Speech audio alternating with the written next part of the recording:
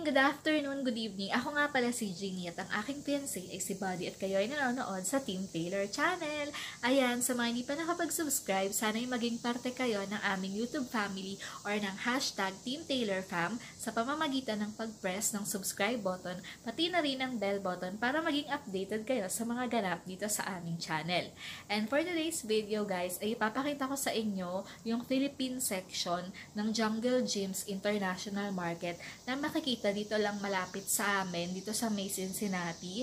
Ayan, and kaya lang video itong ipapakita ko, hindi siya vlog kasi nahihiya ako mag-vlog nung time na to. So ito kasi yung pinaka first vlog ko talaga dapat, pero medyo maraming tao dun sa supermarket, so medyo nahiya ako. Yung mga in-upload ko nung una, yung laundry vlog ni Buddy, ganyan, tapos yung meron pang isa yung nagpunta kami sa Walmart, mga pangalawa tsaka pangatlong vlogs na yon. Pero ito talaga yung pinakauna, pero video lang kasi nahihiya ako. So yan, papakita ko sa inyo yung Philippine section, kung ano-ano yung mga tinitinda doon sa Philippine section ng Jungle Gyms International Market.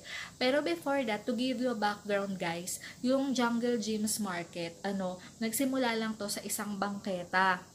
Yung may-ari, nagsimula sa isang bangketa. Ayan. So, yung may-ari, nagtitinda lang siya sa bangketa dati. So, kung pupunta kayo dun sa Jungle Gyms International Market, meron dong parang maliit na sinihan. Tapos, parang pinapakita or video na sa video kung ano talaga yung pinagdaanan nung international supermarket na yon or kung saan siya nagsimula, ganyan, ano yung mga pinagdaanan ng may-ari. So, 5 minutes lang yung video. So, ayun, kung if ever man na makakapunta kayo doon sa market na yon, ayan, prayin nyo rin panoorin kasi nakaka-inspire. Kasi yung message ng video, sabi ng may-ari, hindi rin siya mayaman. Hindi siya mayaman, pero nagawa niyang itayo yung supermarket. So, in short, pag nangarap ka daw, wag mo lang hayaan na maging pangarap lang or maging dream lang.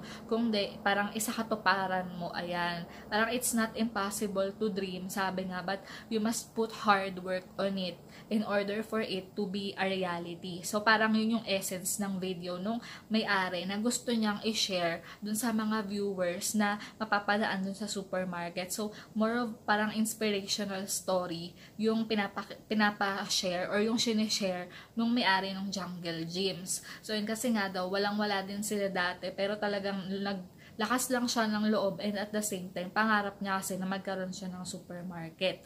So, ayun. And bago ang lahat guys, bago magpatuloy ang video na to, gusto ko lang mag-shoutout. Actually, medyo natagalan akong hindi nakapag-shoutout ng mga previous videos. Ayan. So, unahin muna natin yung shoutout. 5 lang ata tong mga to. So, yung una si Sis May Flor Mandin. Ayan, hi sis! Isa sa mga nanonood sa atin. Ayan, salamat sa pagsuporta sa aming channel.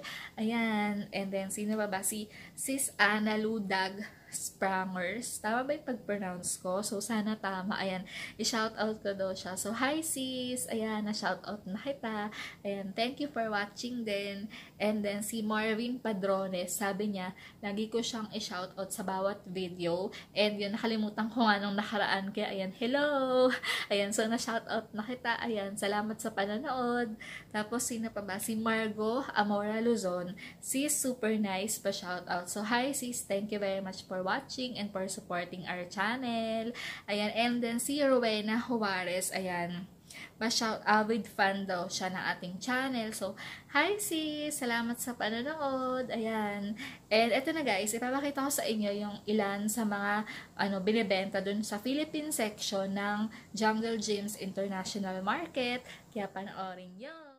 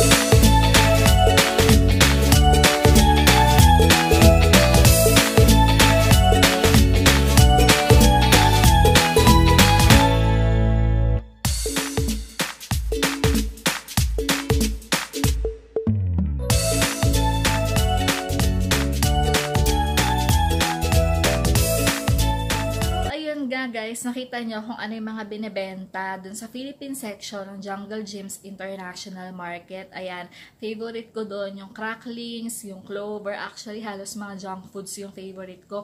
Meron pa dong chippy. Pero ano, mas mahal siya syempre pag dito mo binili compared sa Philippines kasi ini-import pa nila yung products. So, ayun. So, dun sa Pilipinas, yung parang malaking cracklings, sa pagkakaalam ko, parang nasa 12 to 15 pesos. Pero dito, kung bibilin mo siya, nasa $1.29. So, nasa mga halos 60 pesos. So, malaki talaga yung agwat kasi ini-import pa nila yung products galing Pilipinas. Tapos, syempre, binabiyahe pa yon ganyan. Tapos, ano pa ba? Yung clover, ganun din, $1.29. And yung iba pang malalaking chichirya, yung chippy, ganun din. Pero yung ibang items, hindi ko nakita yung price. Tapos, meron din yung ligo, pero parang iba lang yung, yung cover. Hindi, iba lang yung packaging, parang gano'n. And ayun, so may mga pansit pa. So kung hindi ka naman, kung gusto mo maghanap ng mga pangluto, ganyan, ng mga Filipino food, so pwede ka pumunta dyan sa Jungle Gyms International Market. And meron ding ibang mga Asian stores na kung tawagin na malapit lang din dito and mura din daw doon. Ayan, pero hindi pa ako nakapunta. Pero sabi nila mas mura daw doon sa Asian store. So sana makahanap tayo soon and mai-share din natin dito or mai-vlog natin kung ano-ano yung makikita at mabibili sa Asian store. So, that's all for now, guys. Sana abangan nyo pa yung aming upcoming vlogs ni Buddy. Ayan, so thank you very much for watching and stay tuned for our upcoming videos. Bye for now and thank you very much for watching!